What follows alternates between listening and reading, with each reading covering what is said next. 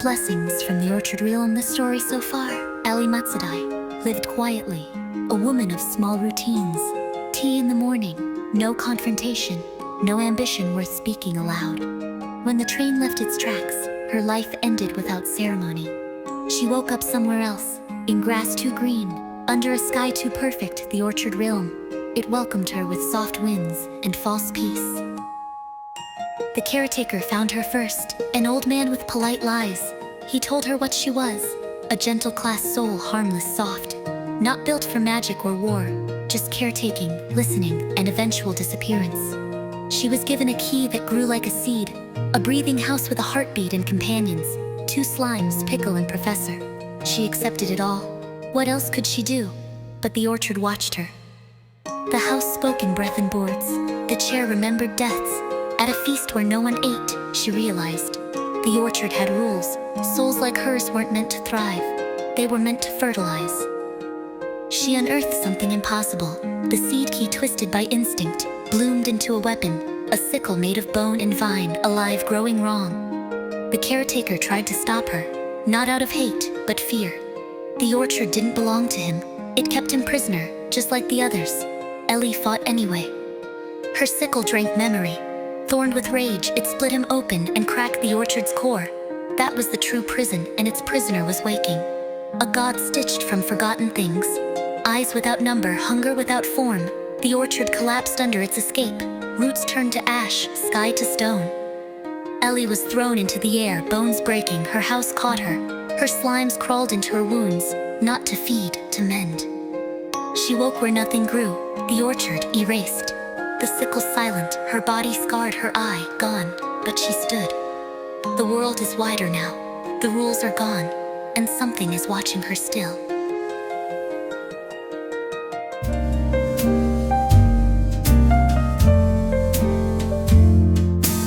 Ash in the wind, cuts on my hands. The orchard burned, but I still stand. A seed in my pocket, a sickle in bloom. The echoes of battle still whisper through the room.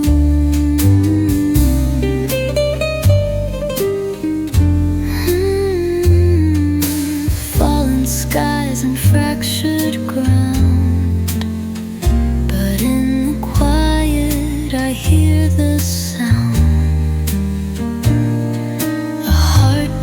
Stitched from broken dreams, calling me farther, pulling unseen. Plant my fears in the hollow earth, raise my scars into something worth. Roots in the sky, hands in the flames. I'll sow tomorrow with blood and rain.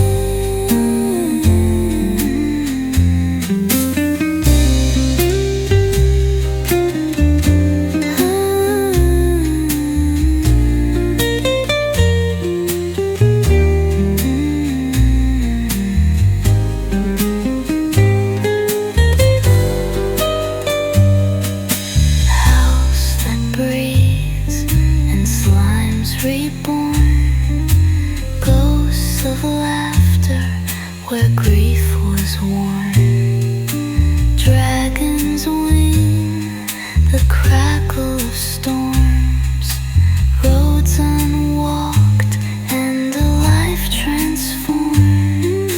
Hauling skies and fractured ground, but in the quiet I hear the sound, a trembling voice, a stubborn song, telling me I can still belong.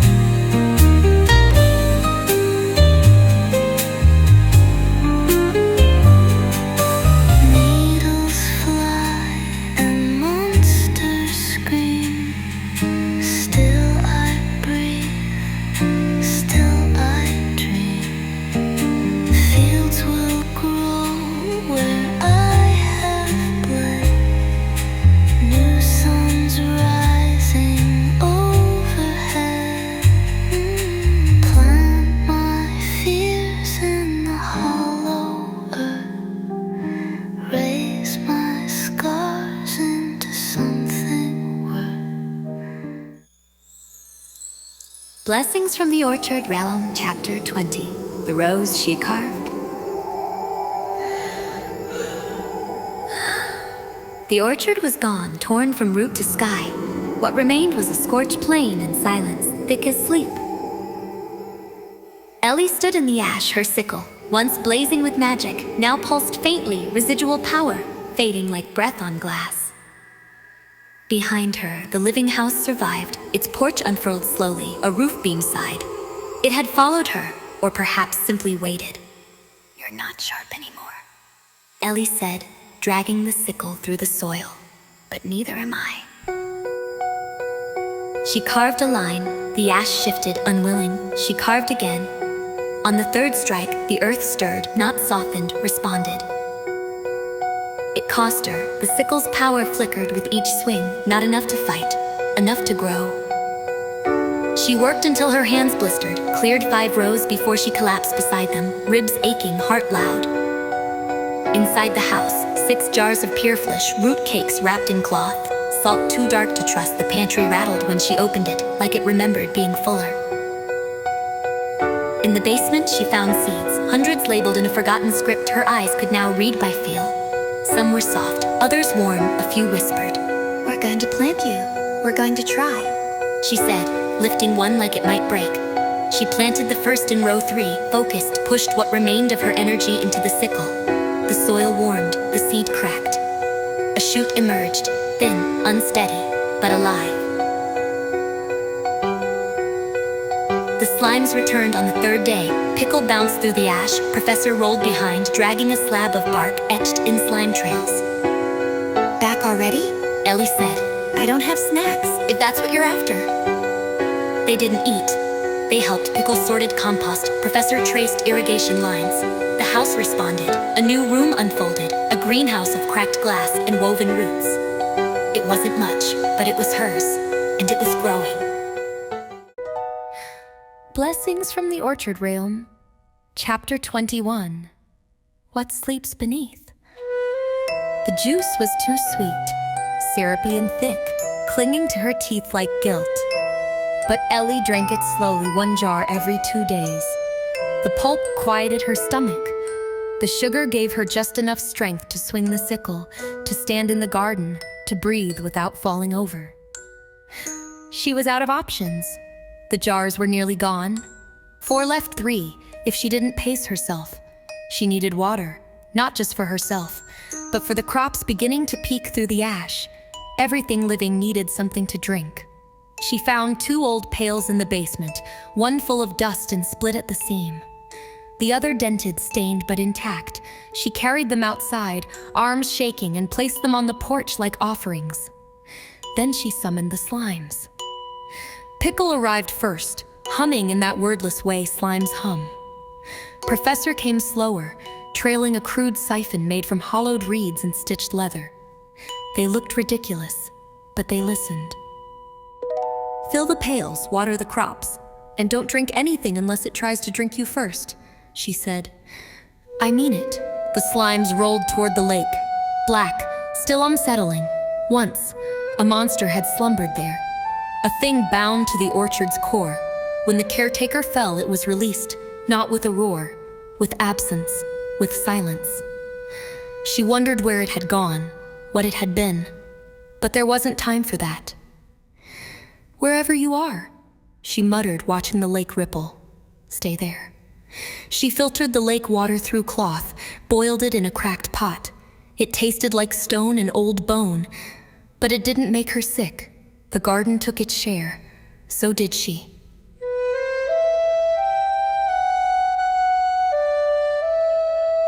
The house groaned louder that night, one shutter detached.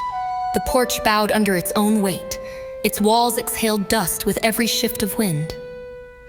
The house was failing. She tried feeding it compost, fruit peels, even left a whole root cake near the kitchen door. Nothing, no change, no response. "You're fading," she said, pressing her palm to the nearest wall. "And I still don't know what you need." The wall was warm, not comforting, fever-worn. A heartbeat slow and shallow, dying or waiting to be woken.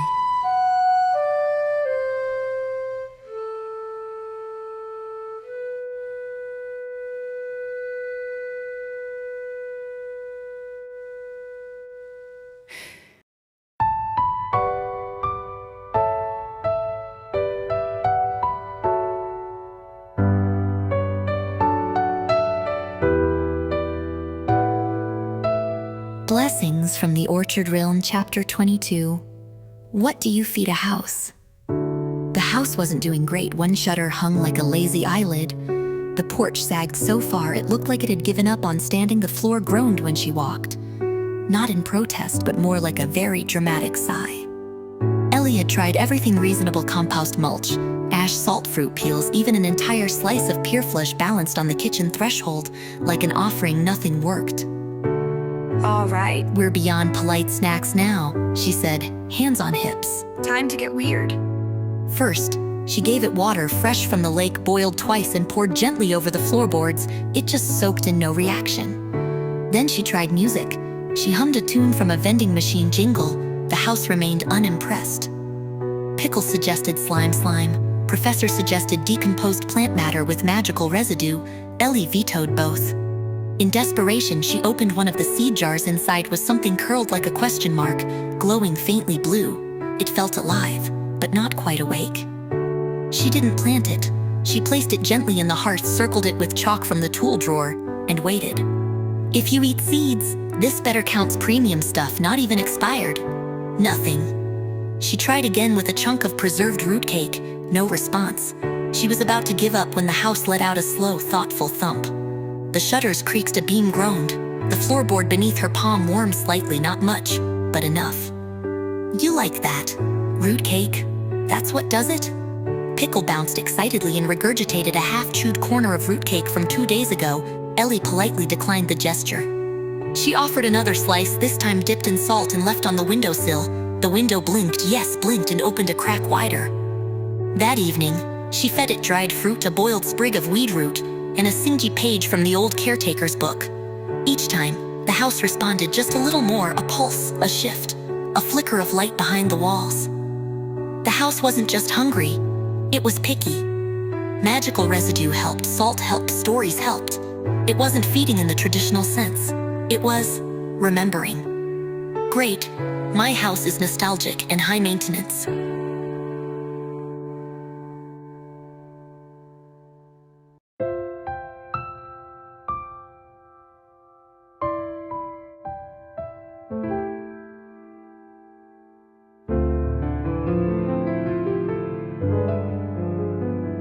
Blessings from the Orchard Realm, Chapter 23, The House That Remembered.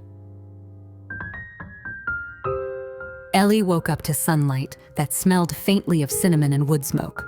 Not exactly a scientific measurement, but better than the sour, splintered air she had gotten used to.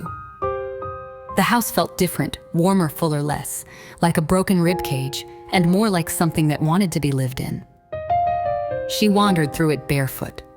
Careful at first, some rooms had stretched overnight, doorways rounded out, walls smoothed into soft corners, and the kitchen. The kitchen had remodeled itself. It looked suspiciously familiar.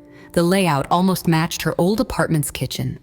Narrow but organized countertops of worn stone, a 2-burner stove, open shelving. Even basic pots and pans hung from hooks like patient soldiers. Okay, either I'm hallucinating, or you've been reading my memories, she said, brushing her fingers over a battered kettle. The house made a small creaking noise in the walls. Nothing threatening, more like a sheepish shrug. She checked other rooms, a new pantry, empty but eager, a bathroom that looked half-assembled, as if still thinking about where to put the sink, and a second bedroom, simple and square, with a window facing the garden. The transformation wasn't just cosmetic. The house felt calmer, less animalistic, less like a thing clinging to survival by instinct alone. The breathing was quieter, the heartbeat in the floorboards steadier. It looked more like a proper house now, a Japanese modern style, practical, minimalist, but quietly elegant. Ellie wondered if it had always been capable of this, or if feeding it had awakened something more: memory, magic, connection. You're linked to me, aren't you? She asked aloud, watching the walls shift slightly under her words. You didn't just build what you wanted. You built what you thought I needed. The house didn't answer, but it didn't need to. She sat down at the tiny new kitchen table, still a little stunned. Magical items, she realized, must nourish it.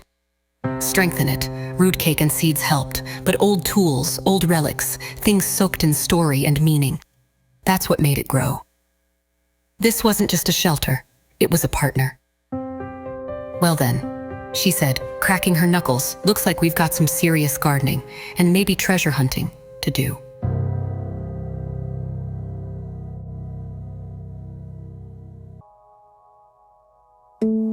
Ellie woke to a sharp, maddening itch behind her right eye, or rather, where her right eye should have been. She sat up groggily, rubbing at the socket, half convinced she had an infection. A terrible thought. Infection was slow death out here. She stumbled into the bathroom and blinked into the mirror. There was something over her eye. A crusty layer, like dried sap. It flaked and cracked when she touched it. Panicking, she splashed cold water over her face, scrubbing carefully until the residue dissolved. When she opened her eyes again, she could see. "What?" she whispered, touching the side of her face. "That's not possible." Her vision wasn't perfect. The right side was foggy around the edges, but it was real. No glass, no patches, her own eye, rebuilt. She thought about the slimes, Pickle and Professor, who had crawled into her wounds after the battle. Had they stayed inside her, mending what even magic had given up on? It was a question for later. Right now, she had work to do. The sickle sat by the door, waiting. She could feel its hum through the soles of her feet. It wasn't just a weapon anymore. When she held it and focused her mana, it shifted, changed. At first, she could barely control it, stretching the blade into clumsy, unstable shapes that drained her strength in seconds. But with patience, she managed something useful. A shovel.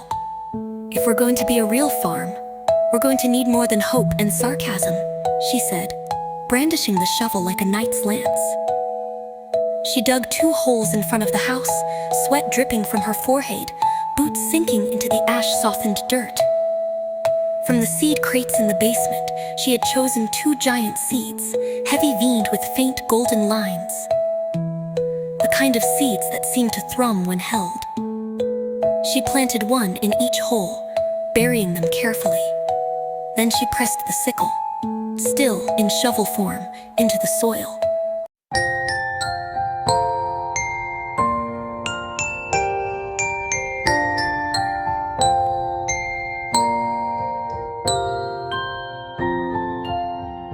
Blessings from the Orchard Realm, Chapter 25, When Silence Fell. The garden had bloomed in stubborn defiance of the wasteland rose of green, tangled vines, berries bursting bright red against the ash-gray earth. With the sickle's help and the endless chaotic labor of the slimes, Ellie had managed what once seemed impossible.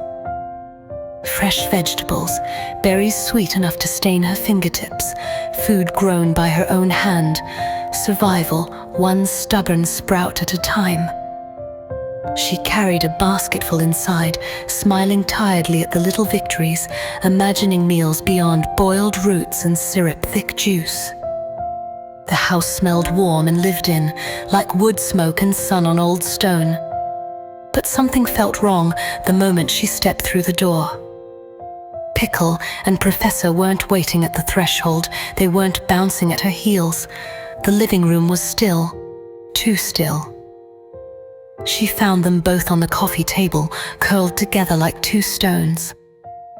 Their colors, once vivid, jelly-bright, were gone.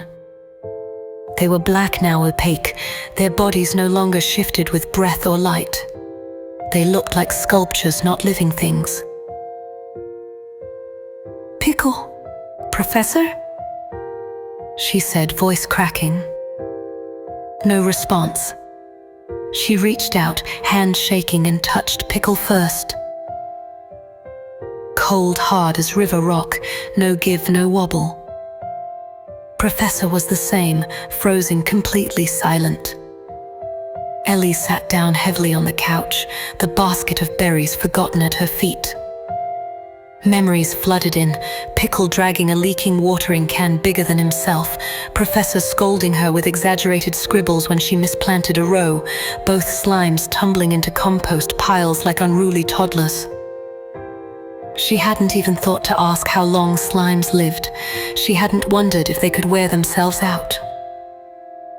Without them, she wouldn't have survived those first terrible weeks. Wouldn't have built a garden, wouldn't have dared to hope that something good could grow out of ruin.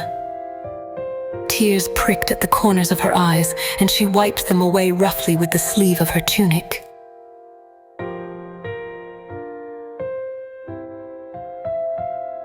"You two were the best mistake that ever bounced into my life," she said quietly. The house creaked softly around her. Not broken. Not sad, just watching. Blessings from the Orchard Realm, Chapter 26, A Garden of Ghosts. 3 days had passed. The garden grew stubbornly under Ellie's hands. Green rose stitched through black soil, berries ripened fat and sweet against the gray dust. It should have been satisfying. But every time she crossed the house, her chest tightened. Pickle and Professor were still there, curled together on the coffee table, black and unmoving, hard as frozen river stones, cold when she touched them. She worked longer now, watered the rows alone, hauled in peels alone, dug compost trenches alone. The house didn't creak as much. The fields didn't need singing. No jellies bounced at her heels or scribbled on bark tablets, or tumbled into weed piles just to make her laugh. Ellie let the days slip into rhythm. Work, water, work again. Pretend she didn't notice the silence. She thought more about Earth lately. Of weekends spent without speaking to anyone. Of vending machine dinners eaten standing up. Of small rooms, small lives, small kindnesses no one ever saw. She had been good at being alone. Proud of it, even. Inventory suited her. Shelves didn't leave, items didn't die, numbers didn't cry. I was fine by myself, she muttered, crouching to tug weeds from the tomato rows. The words sat heavier now, less sudden, less true. Above her, the trees she planted shifted in the wind. Leaves clattered like soft applause, cheering no one in particular. She sat back and watched the sky bruise into evening colors, gold slipping into violet. This world hadn't asked for her. It hadn't promised her anything. She had been dropped into brokenness, left to choose whether or not to build something inside it. And she had built, not because she expected gratitude, but because something inside her refused to rot. Because Pickle and Professor had bounced when she could not. Because the house had breathed for her when she had forgotten how. "It's all right," she said softly, brushing dirt from her palms.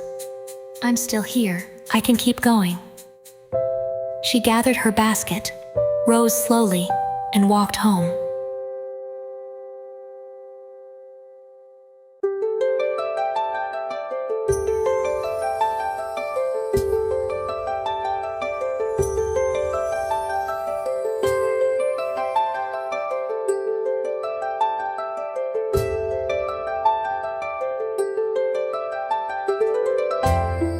The beach near the lake had changed. Where once it was sharp with broken shells and black sand, now it glittered. Magic shells, opalescent, humming faintly when she touched them, littered the shore like forgotten coins. Ellie gathered them carefully, dropping them one by one into her pail. The shells pulsed against each other, warm and restless. They felt alive. Back at the house, she fed them into the chimney. The first time had been an accident. She dropped one by mistake. By morning, it was gone. No ash, no dust. Just the faint smell of ozone and fresh wood. The house had been stronger ever since. Its walls no longer sagged. Its windows opened without creaking. The heartbeat in the floorboards had steadied calm and sure.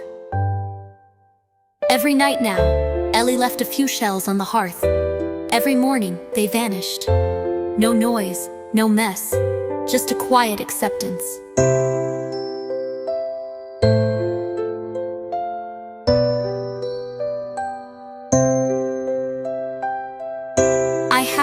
care of you now," she said, balancing the heavy pail against her hip.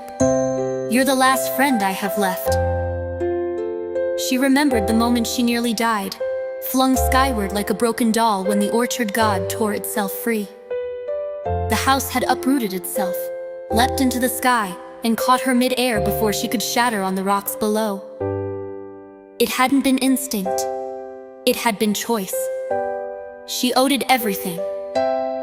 The pail was almost full when she walked back into the living room. She glanced toward the coffee table and froze.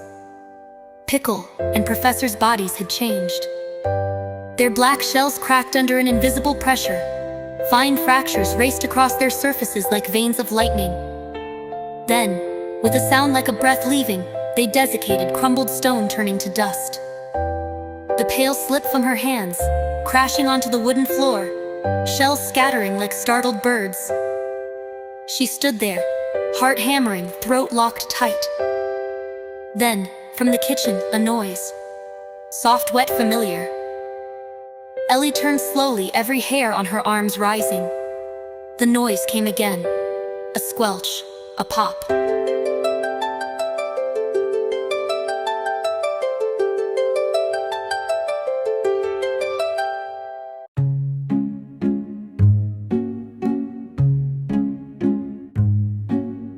Blessings from the Orchid Realm, Chapter 28, New Wobbles on the Block.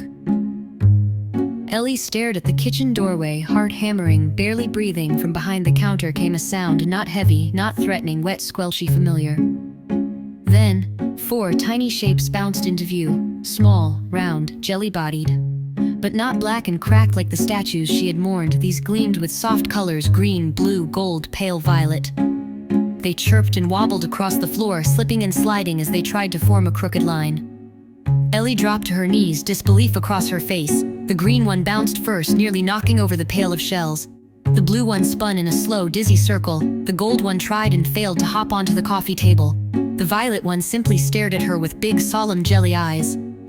"You're not Pickle and Professor," she said, smiling weakly.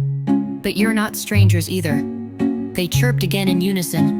Not words, just a feeling: familiarity, trust, recognition. Without needing instruction, the golden slime hopped to the garden ledger and flipped pages. The blue one rolled toward the hearth and clumsily poked firewood into neat piles. The violet slime wobbled to the basket, sorting berries by color. The green one dragged a pail toward the door, determined. Ellie laughed, a small, real laugh that echoed strangely in the breathing house. All right.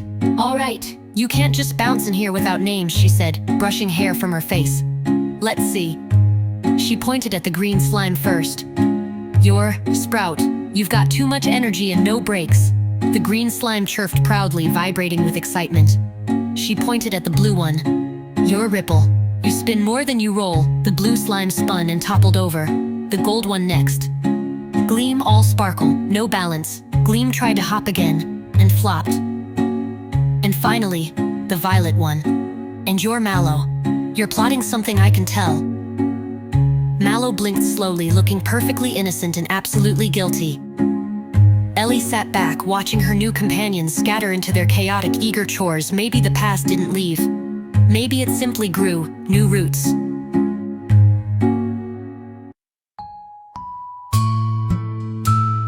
Blessings from the Orchard Realm, Chapter 30, When the Slimes Took Over.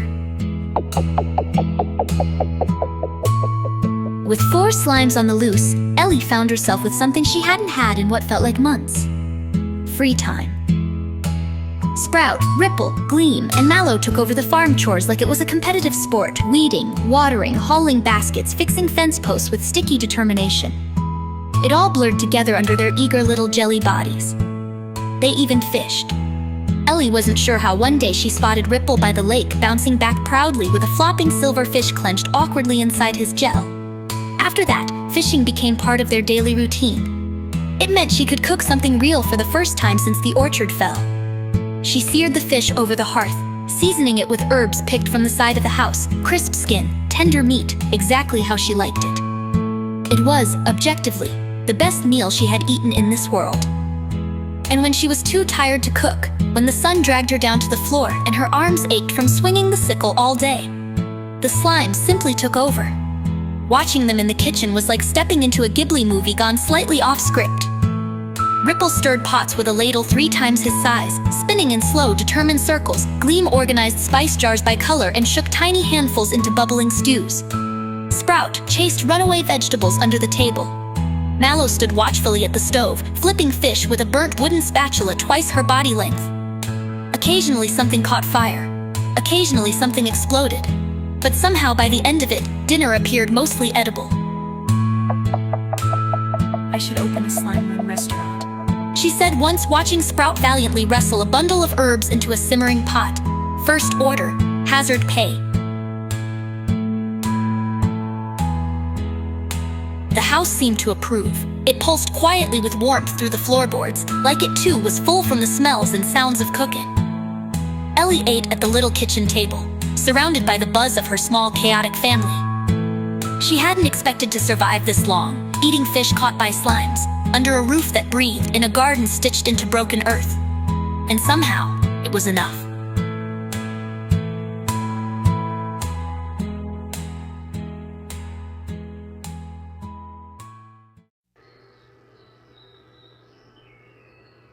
Blessings from the Orchard Realm, Chapter 31, A House That Learned.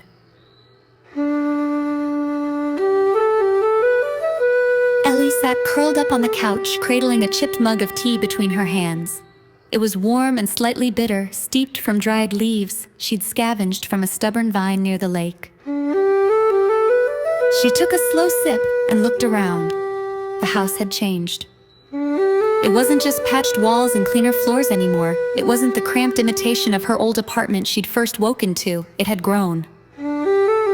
It looked modern, middle-class, familiar in a way that almost made her laugh, like something off a home renovation show she used to half-watch while eating vending machine dinners. The slimes had helped, hauling basket after basket of opalescent shells into the hearth every night, feeding the house until its bones shifted and reshaped and remembered. Now there were electrical lights, small bulbs embedded into the ceilings, glowing steady and warm. A hum she hadn't heard in months filled the air. A quiet working air conditioner nestled into the wall. A fridge rumbled contentedly in the kitchen corner. A battered microwave sat ready above the counter. Plumbing, 2 real plumbing, water flowed through pipes she hadn't laid clean and clear from the lake. The house had sprouted a hidden sanitation tank underground, connected by thick, veined roots. No more buckets, no more hauling, no more wondering if the lake had teeth in it. The house had taken root. Not just a place to hide, not just a thing clinging to life. It had decided to live here with her, to grow with her. "You really don't do anything halfway, huh?" she said, smiling against the rim of her mug. The lights flickered once in response, not a warning, more like a shrug. Ellie leaned back into the couch, the cushions just the right kind of soft, and let herself breathe. There were still seeds to plant, fences to mend, fields to tame. But for the first time since she had fallen into this world, she wasn't surviving out of desperation. She was living.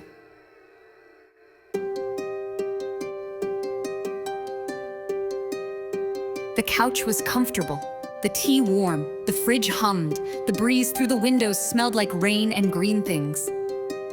It almost felt like Earth, like she had dozed off on a Sunday afternoon and could wake at any moment to a blinking microwave clock and laundry she'd forgotten to fold. Until she looked up and saw dragons fighting overhead. 2 young ones, locked in a messy aerial brawl. Wings slashed the air, their scales flashed like molten glass, colors too sharp to be real. The sound hit next, a deep electrical boom, boom, loud enough to rattle the windows, like the heavy snap of a transformer exploding on a rainy day back by her old apartment. The memory jarred her. Earth collided with here, old instincts flinching, new ones waking up. One dragon faltered. A wing bent the wrong way, its body twisted mid-air, spinning helplessly as the other fled with a victorious screech. The defeated one plummeted toward the fields beyond her house. Without thinking, Ellie was moving. She grabbed her sickle and ran. The sickle shaped itself as a weapon in her hand, humming low like a war drum, tuning itself, eager. It wasn't fear that filled her. It wasn't even bravery. It was motion muscle memory carved from months of surviving a world that didn't particularly care if she lived or died. The old Ellie Matsuda would never have run towards something like this. She thought boots pounding the soft earth, she would have locked the door, pulled the blanket over her head, waited for someone else to fix it. But that girl was gone. The sky above her crackled with fading energy. The fields stretched wide and waiting somewhere ahead. A dragon lay broken in the grass, and maybe, just maybe, needed her more than she feared it. Ellie tightened her grip on the sickle and kept running.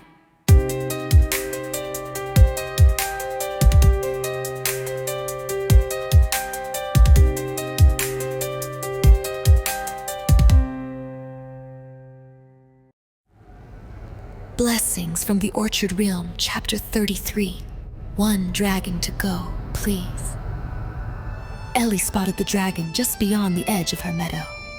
The wasteland wasn't a wasteland anymore.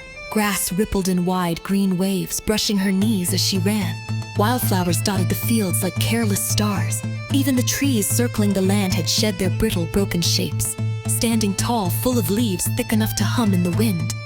And there, tangled among the roots of two great oaks, lay the dragon. It was small by dragon standards, barely the size of a horse, but coiled muscle and raw electricity rippled under its battered scales. Sparks crawled across its broken wings. It lifted its head as she approached, a low growl rumbling the ground. Then it roared.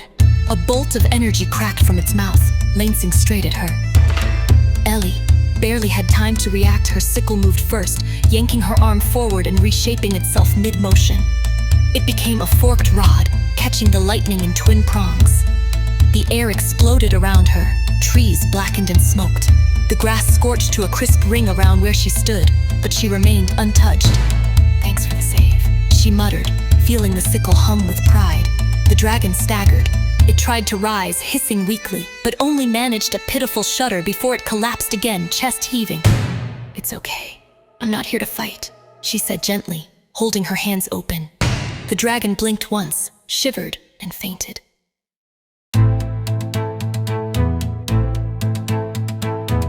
The slimes arrived moments later. Sprout bounced in front, Ripple and Gleam racing each other behind him, Mallow bringing up the rear like a stern teacher on a field trip. Help me carry him, she said, crouching beside the dragon. The slime swelled with determination.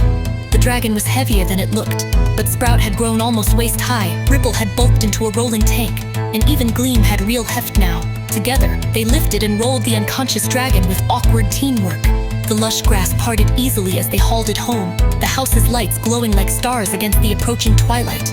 Ellie kept one hand steady on the dragon's side. Its heartbeat was weak, but steady. She wouldn't let it die here.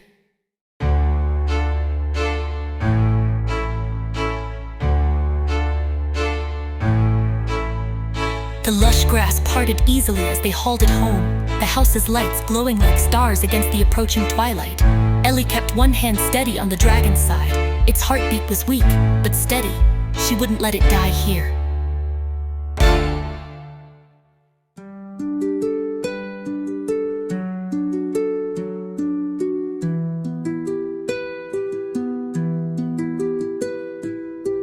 The dragon barely fit through the front door. Sprout and Ripple, shoved from behind Gleam, tugged from the front. Mallow supervised with a judgy squish. Ellie wedged herself into the frame and yanked the dragon's wing inward before it could snap on the doorway. It took effort.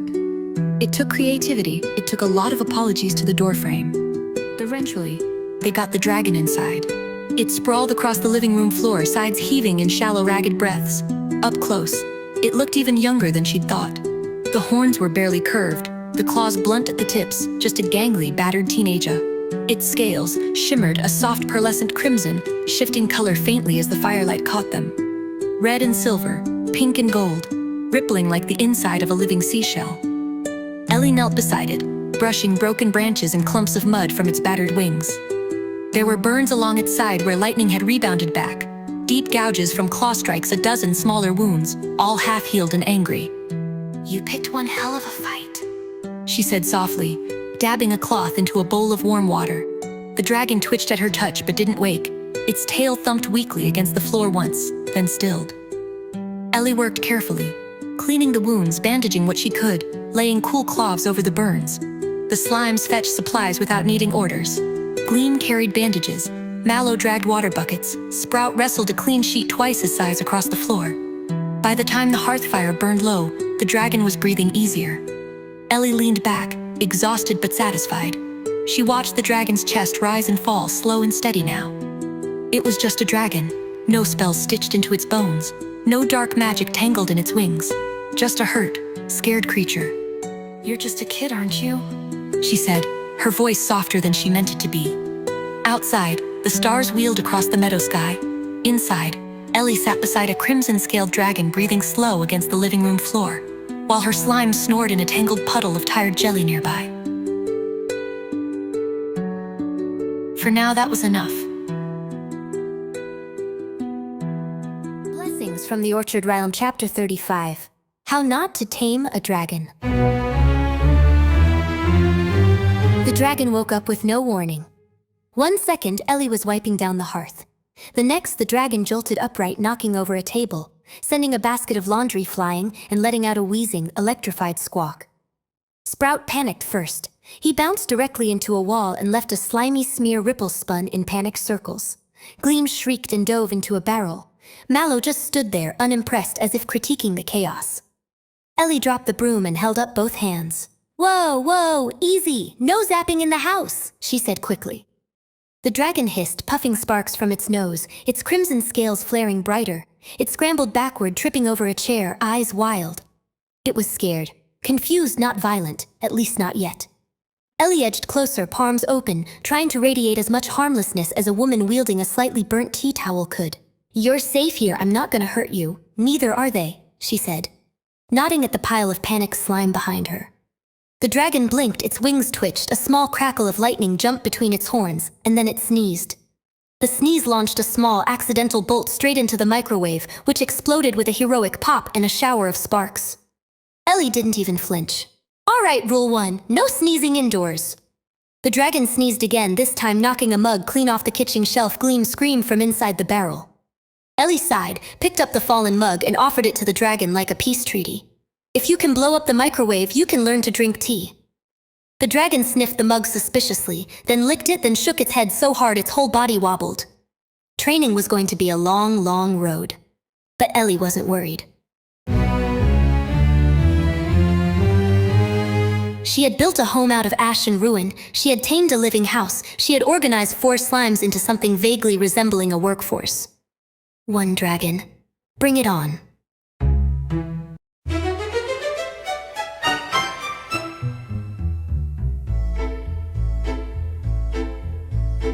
Blessings from the Orchard Realm, Chapter 36.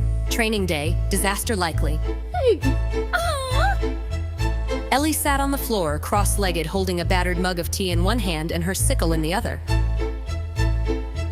Across from her, the dragon stared back, suspicious, twitchy nostrils flaring every time the tea steamed a little too much. Training a dragon, she realized, wasn't something they taught you at job orientation back on Earth. She barely knew how to train herself to wake up on time, let alone win the trust of a living, sparking bundle of claws, teeth, and unpredictable lightning. She'd never even owned a pet before. No cats, no dogs, not even a goldfish. She used to tell people she didn't have time. The truth was simpler. She hadn't wanted something that would leave her behind. The sickle hummed quietly against her palm, a steady weight, a reminder if things went wrong, if the dragon panicked or lashed out. She had to be ready. Ellie didn't fool herself into thinking she could survive another bolt to the chest. The dragon blinked slowly, its pearlescent crimson scales shimmered in the firelight, too beautiful and too sharp all at once.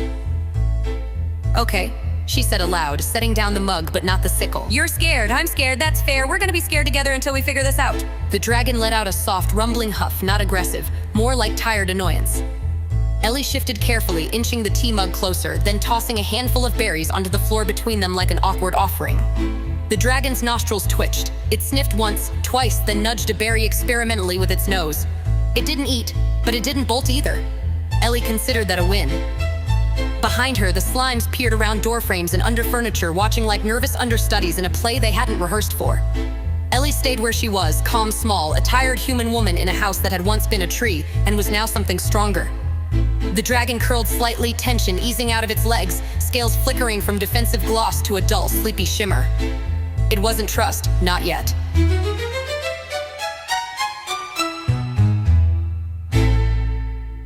Blessings from the Orchard Realm, Chapter 37, Trust is Grown, Not Taken.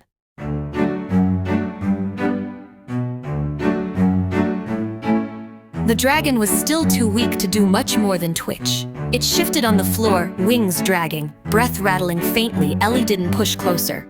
She sat cross-legged near the hearth, tea in hand, sickle resting across her lap, close enough to reach but not pointed. You didn't force trust, you waited until it offered itself. And so she waited. She spoke now and then, soft nonsense, left bowls of clean water within reach, set out berries and small chunks of cooked fish, all within the dragon's cautious lunge. It ignored everything at first, hissed once, a tired warning, watched her with exhausted suspicion. The slimes tried to help, Ripple spilled water across the floor with overenthusiasm. Sprout attempted to deliver a sandwich bigger than himself.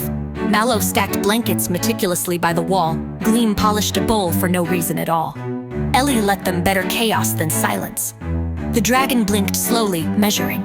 The breakthrough came when Ellie stopped trying, half dozing on the couch, tea cooling at her side. She heard a soft scrape of claws. The dragon crawled forward, slow and clumsy, sniffed the water bowl, lapped at it cautiously. Then, hesitantly, shoved its nose into the berries and devoured them in one messy gulp.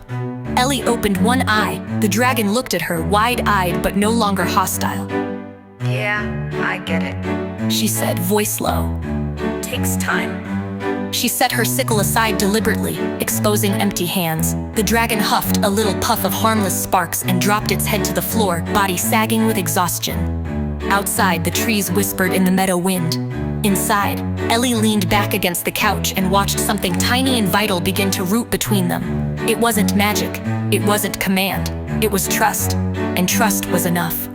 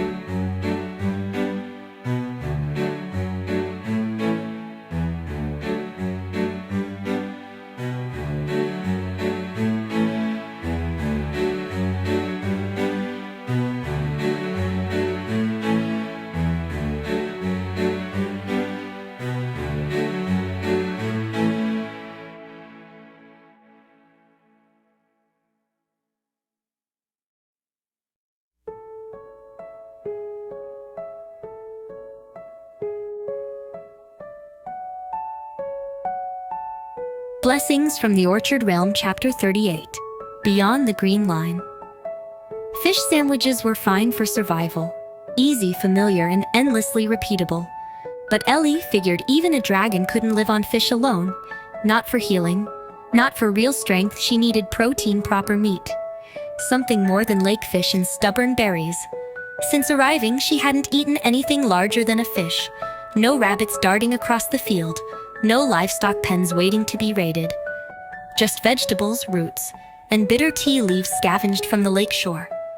The realization made her feel strangely reckless.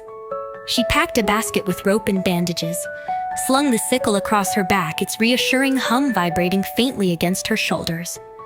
She called Sprout to watch the dragon, bribed Mallow with the promise of important supervisory duties, and left the meadow for the first real time with Ripple and Gleam. The green stretched wide behind her, lush and soft as velvet, a perfect little oasis. Beyond it, the world sharpened. The trees thickened quickly, towering oaks and thick-bodied pines leaned close, their branches clawing at each other overhead.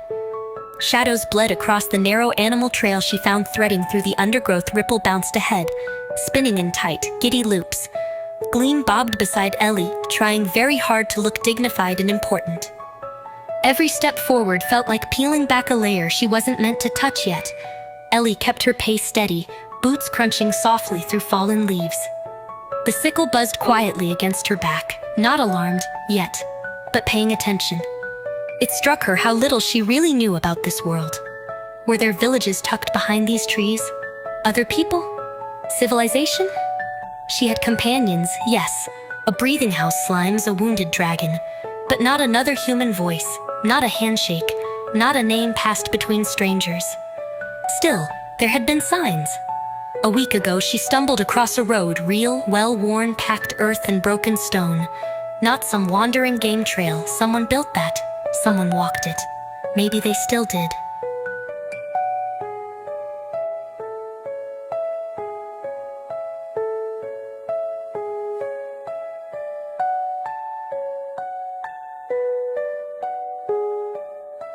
She pushed deeper into the woods, watching for signs.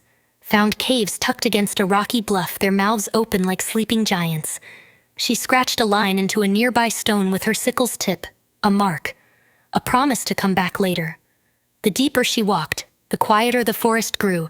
Even the birdsong faded, branches arched into tangled cathedrals above her head. The ground dipped sharply down into a hollow, and Ellie paused at the ridge. Something had passed through recently. The signs were impossible to miss, crushed underbrush, trees bent sideways, deep gouges clawed into the soft earth, wide enough she could lay her arm across them.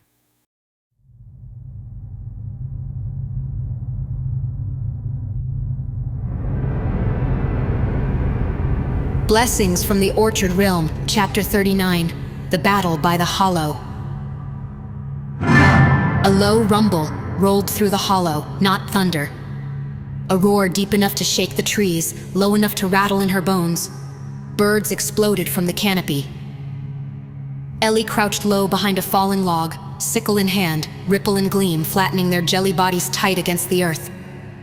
She edged forward, peering over the ridge where the forest dipped into a clearing.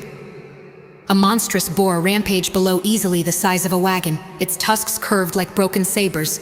Black and chipped, thick plates of bristled hide covered its back, spears jutting from its flanks like needles stuck into leather. Blood slicked its sides, but it didn't slow. It bellowed, crashing through the brush, trying to gore anything within reach. And it wasn't alone.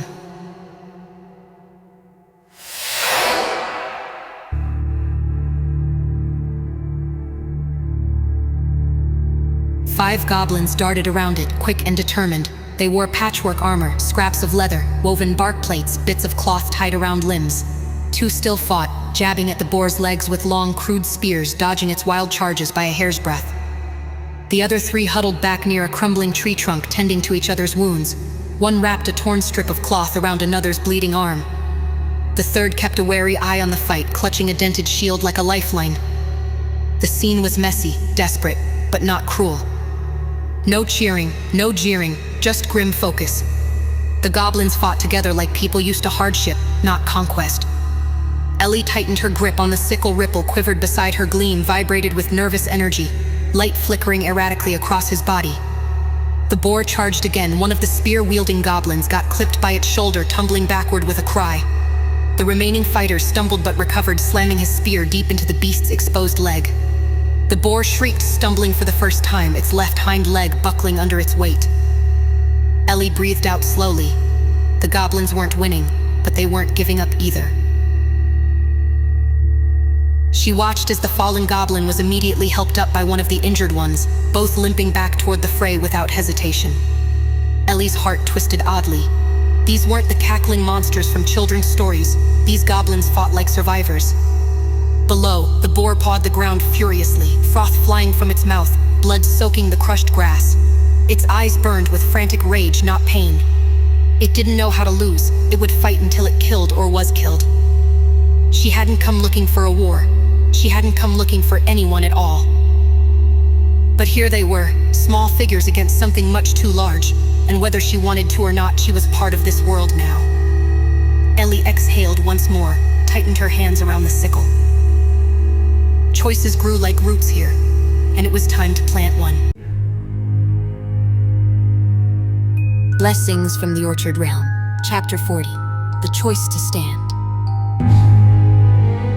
The last two goblins fought hard, but it wasn't enough. The boar twisted violently, throwing its head sideways, and both goblins went flying. They crashed into a tree with a sickening thud, spears clattering uselessly to the ground. One scrambled upright, dazed, clutching his side. The other barely moved. For the first time, the goblins' faces cracked. Not defiance, not grit, fear. They had bitten off more than they could chew. Ellie crouched low behind the fallen log, muscles tight. Ripple and Gleam quivered beside her, every inch of them straining to spring forward. "Stay hidden," she whispered sharply. "If it goes bad, run back to the house." The slime stilled reluctantly, their bodies trembling with tension. She looked back toward the clearing where the boar pawed the ground, snorting clouds of hot breath into the air. The goblins huddled together, forming a loose, broken line, spears gone, shields cracked, hope thinning by the second. Ellie's fingers tightened around the sickle, the metal alive and buzzing faintly against her skin. Old Ellie, the Ellie from Earth, would have hidden. She would have frozen, watched from the shadows, heart hammering, praying someone else would fix it. "Am I brave now, or just stupid?" she muttered under her breath. It didn't matter. The boar charged. Muscle memory she didn't know she had kicked in. Ellie vaulted the fallen log, boots thudding against the dirt, sickle sweeping up into a ready stance. The goblins' heads jerked toward her, mouths falling open in stunned disbelief. She didn't have time for introductions. The boar saw her instantly, a new target, and shifted its charge mid-stride, barreling toward her like a runaway boulder. Foam flecked its jaws and blood streamed from its punctured flank. Ellie didn't flinch. She planted her feet, sickle braced. The ground trembled under its weight. At the last second, she sidestepped hard, swinging the sickle across its snout with all the strength she had. The blade connected with a flash of light and a crack like splitting stone. The boar squealed in fury, stumbling sideways, blood sprayed into the air, misting her arms in the grass. But it wasn't enough to stop it. It twisted with shocking speed for something its size, back legs skidding, tusks gouging deep furrows into the dirt as it swung its head toward her again. Ellie ducked low, rolling clumsily across the ground as one massive tusk whistled past her ear. She came up gasping, sickle spinning back into a defensive grip. The goblins had recovered enough to stare at her in open amazement. One, smaller than the rest, with a crooked shield strapped to his arm, shouted something she didn't understand, voice hoarse but desperate.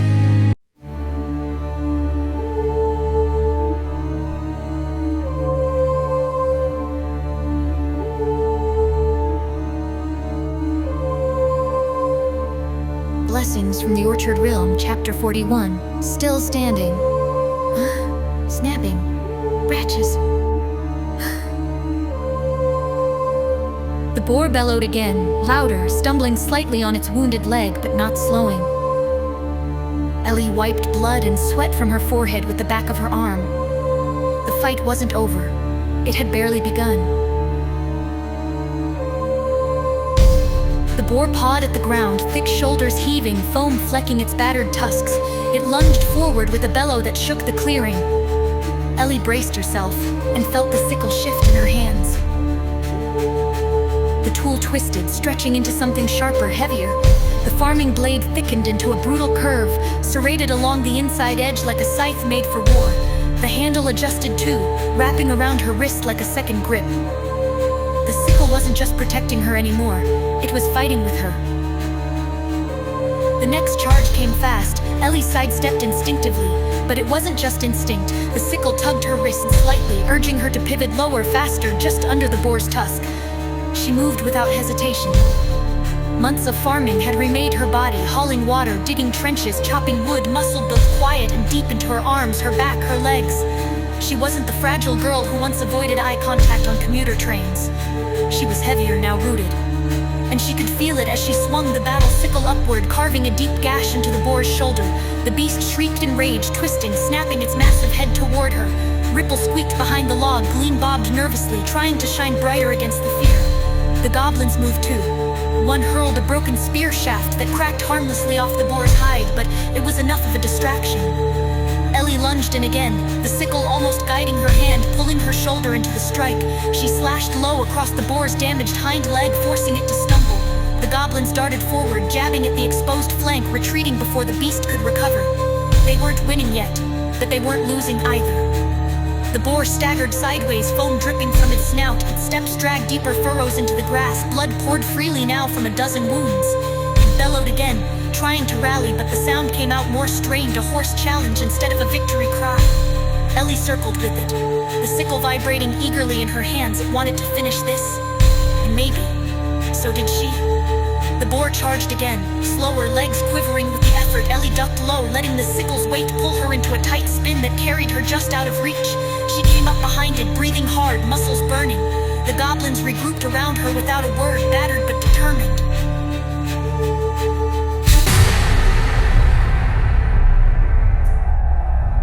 Blessings from the Orchard Realm, Chapter 42. When the tide turns. The boar wasn't finished. It lowered its massive head, hooves digging trenches into the churned-up earth, and bellowed so loud, Ellie felt it in her ribs. For a heartbeat, everything stilled. The goblins froze, Ripple and Gleam cowered behind the log, and even Ellie caught herself hesitating. Then the ground exploded. The boar slammed its forelegs into the earth with a violent crash. A shockwave blasted outward, flattening the grass, snapping saplings and hurling Ellie backward like a rag doll. She hit the dirt hard, the sickle tumbling from her grasp. Around her, the goblins were thrown too, rolling, tumbling, scrambling to recover. Ripple and Gleam clung desperately to the fallen log, their jelly bodies wobbling violently. Ellie coughed, tasting blood in her mouth. Her ears rang. She pushed herself upright, just in time to see the boar shake itself like a dog shedding water. But what shook loose wasn't fur. Spines, dozens of them, snapped free from its hide, glinting in the light. For a half-second they hung suspended in the air. Then they shot outward. Needles whistled through the clearing, stabbing into trees, tearing into the ground. Ellie rolled desperately behind a thick root as two thudded into the dirt where she'd been crouching seconds before. A goblin cried out in pain, one of the spines lodging deep into his shield arm. Another barely ducked behind a rock, a needle grazing his ear. Ellie's heart hammered wildly against her ribs. I forgot, she thought grimly, dragging herself to her knees. This isn't Earth. This isn't normal. Everything here is magical, and everything magical is lethal. The boar snorted, satisfied, and pawed the ground again, preparing another charge. Ellie grabbed the sickle, its weight familiar and grounding in her hand. It buzzed angrily, almost offended that she had dared let go. The goblins rallied as best they could, tattered and bruised but stubbornly alive. Ripple and Gleam peeked over the log, terrified but ready to act if needed. Ellie gritted her teeth, wiping mud from her face. This fight had just gotten harder. The boar stomped again, sending another shudder through the ground. It wasn't moving as fast as before, blood loss taking its toll, but it didn't need speed. It had rage and magic. And Ellie, who had once avoided confrontation at every turn, now found herself gripping a living weapon and staring down a creature that wanted nothing more than to crush her flat. Just have to be faster, she muttered, smarter. She shifted into a crouch, sickle ready, eyes locked on the beast. The goblins tightened around her, forming a battered semicircle. The boar bellowed again, lowering its head for another charge. In.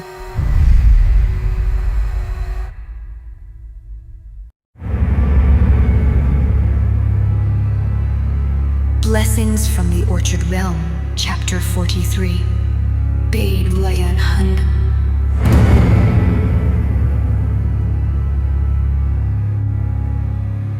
The sickle shifted again, the handle tightening around Ellie's wrist, the blade thickening and serrating into a cruel, jagged arc.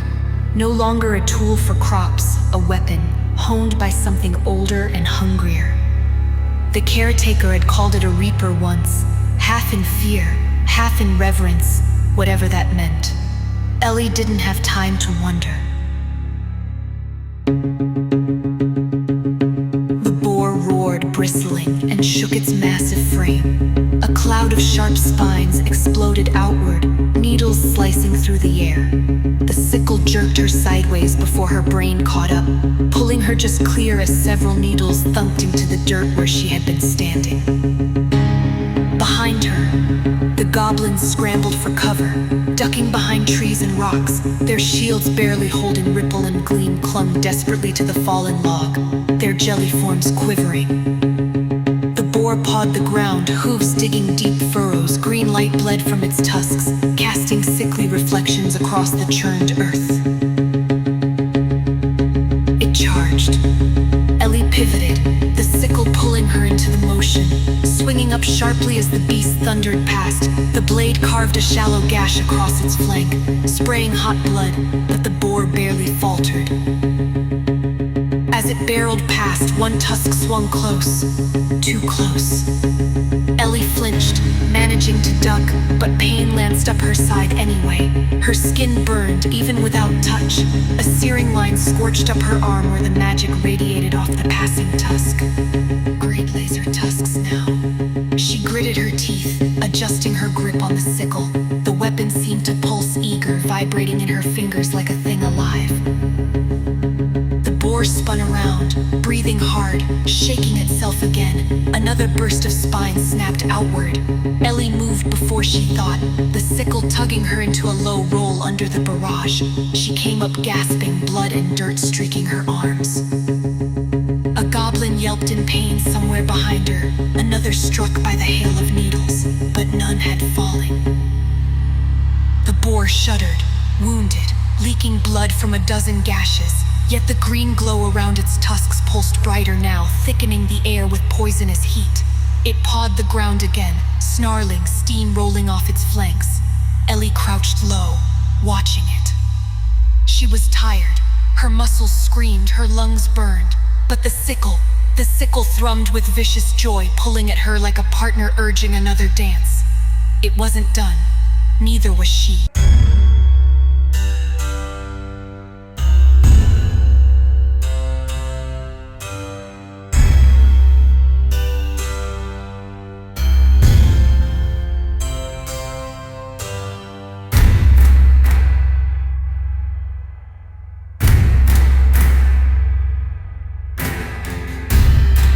The clearing reeked of blood and burnt earth. The boar heaved, muscles trembling, foam pouring from its mouth. It shook its head, steam billowing from its cracked tusks, the poisonous green glow thickening the air. Ellie tightened her grip on the sickle, lungs burning, every instinct screamed to back away, to hide, to survive. The sickle had other plans. It yanked her forward.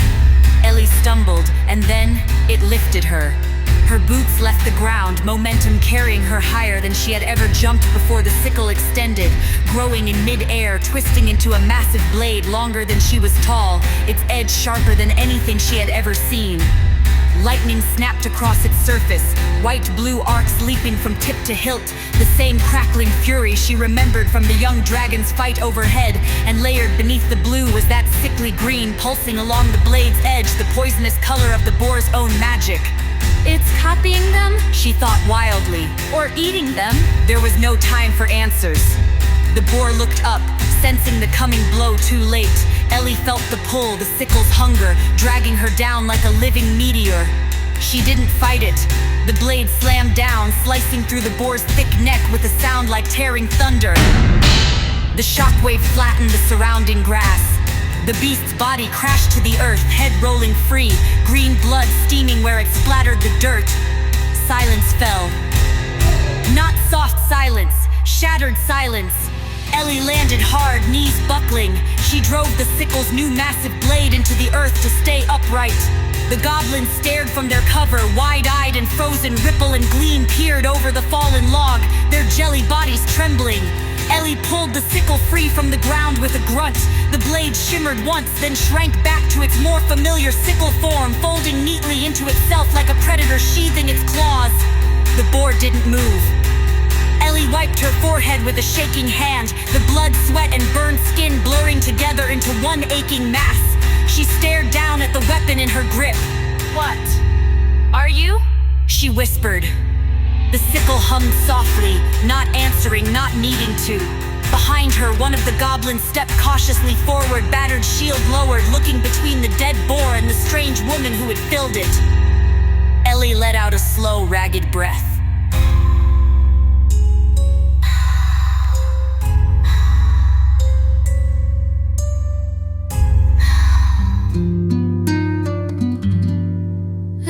in the wind, cuts on my hands. The orchard burned, but I still stand. A seed in my pocket, a sickle in bloom. The echoes of battle still whisper through the room.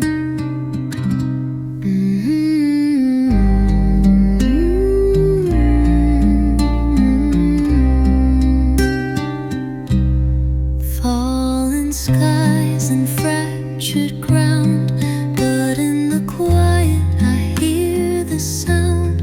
A heartbeat stitched from broken dreams, calling me farther, pulling unseen. Plant my fears in the hollow earth, raise my scars into something worth. Roots in the sky, hands in the flame. Even if I lose my name, I'll sow tomorrow with blood and rain.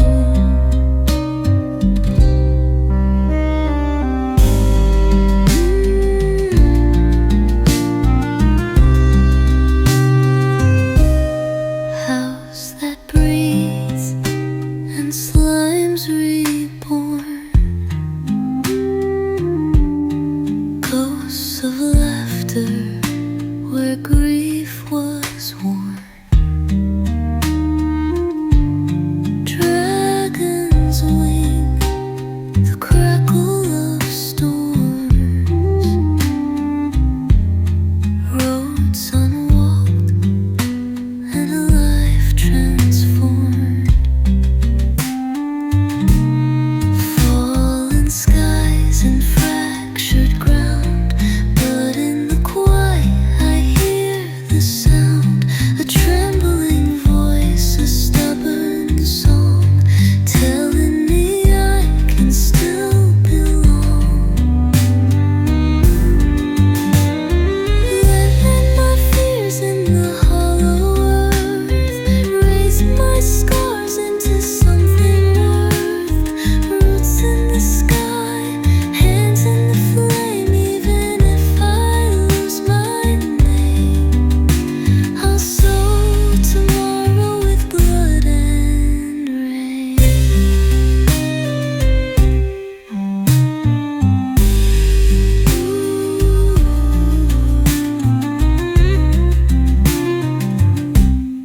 Needles fly and monsters scream. Still I breathe, still I dream. Fields will grow where I have bled.